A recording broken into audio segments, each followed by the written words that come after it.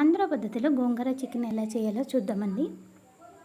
Half KG chicken తీసుకోవాలి. దానిలో తగినంత ఉప్పు, గరం మసాలా, కారం, పసుపు, అల్లం వెల్లుల్లి పేస్ట్, ఆయిల్ కలిపి మ్యాగ్నేట్ చేయాలండి.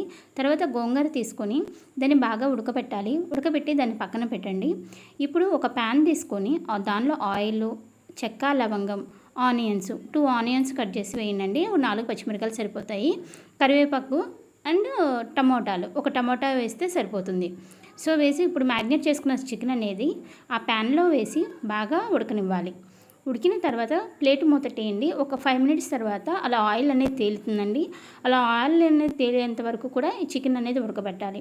సో ఉడకబెట్టిన తర్వాత ఉప్పు కారం అంతా చూసుకొని మసాలా అది సరిపోకపోతే ఉప్పు, కారం, మసాలా వేసి మళ్ళీ ఒక 5 నిమిషాలు ఉడకబెట్టిన తర్వాత కొద్దిగా వాటర్ వేసి బాగా ఉడకనివ్వాలి. ప్లేట్ ఒక 5 మినిట్స్ వరకు.